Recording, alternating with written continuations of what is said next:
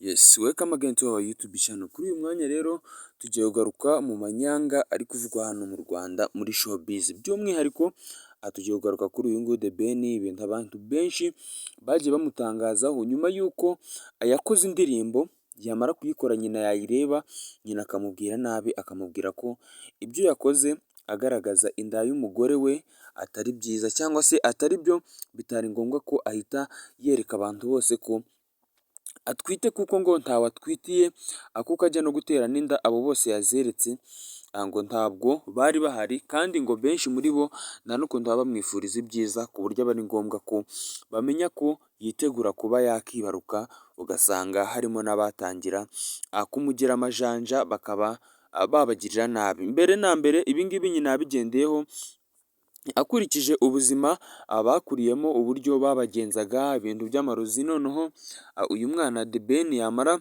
kubona amaze kuzana umugore yatera inda, agakora indirimbo akagaragazamo amashusho rwose uyu mugore atwite ameze nk'ibintu anishimiye cyane cyane ko iyi ndirimbo bakoze amashusho yayo ari The Ben na Pamela gusa bayakozemo, agaragaza Pamela nyine atwite. Iyi ndirimbo murayizi mwese abantu bakunda umuziki wa The Ben, yitwa True Love. Ni indirimbo yasohotse mu kwezi kwa 12 hagati mu matariki ya 18 na 20. Indirimbo rero ikaba yararikoroje ubwo yasohokaga.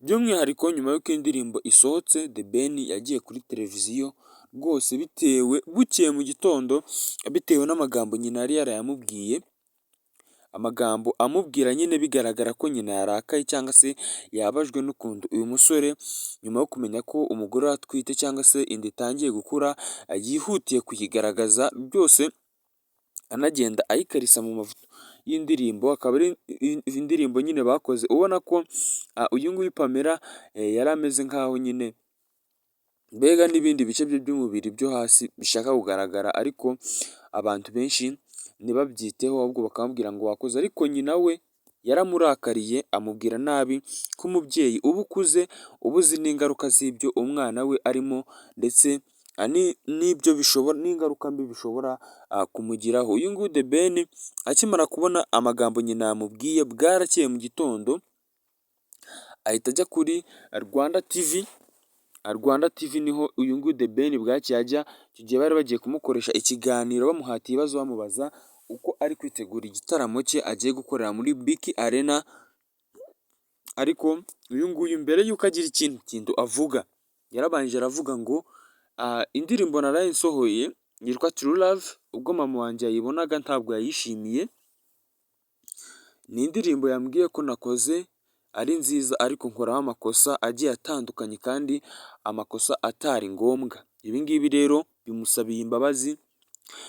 Ibi ngibi ntabwo bizongera, nta n'ukuntu nzongera kwerekana ibice by'umubiri by'umugore wanjye nitwaje aho tuvuye n'aho tumaze kugera. Ibi ngibi ni ibintu byambangamiye cyane nyina wa The Ben, ku buryo gusa akimara kureba indirimbo yahise ahamagara umuhungu we akamubaza ngo ibi ni ibiki wakoze, ko ibintu wakoze ari amahano. The Ben rero bwarakeye nawe agiye kuri televiziyo asaba imbabazi, gusa ntiwamenya nimba iyo video na nyina yarayirebye. Ubwo yavuze gutyo gusa kugira ngo abantu babone agaciro ahereza nyina, ndetse abantu benshi banamufana babone ko ari umuntu wubaha nyina cyane. Ibi ngibi rero ni ibintu byaje gukura muri showbiz, murabizi, akantu kabaye abantu bose bakazamukiraho bagenda bavuga amagambo agiye atandukanye. Bamwe bavuga ngo ni gute ugomba gusaba mama wawe imbabazi, ariko bakirengagiza ko ari we waramuzanye ku isi. Avuga ngo ni gute usaba mama imbabazi ngo ni uko werekanye inda y'umugore wawe, ngo ni uburenganzira bwawe, ni ukwishyira ukizana. Ariko The Ben yabasubije mu ijambo rimwe, yarababwiye ngo ni gute nshobora gukora ikintu kandi nzi neza ko aho nturuka cyangwa se urugo nturukamo gishobora kubababaza, kandi nzi neza ko mbere y'uko tumenyana namwe aribo bankujije. Ahita yicecekera.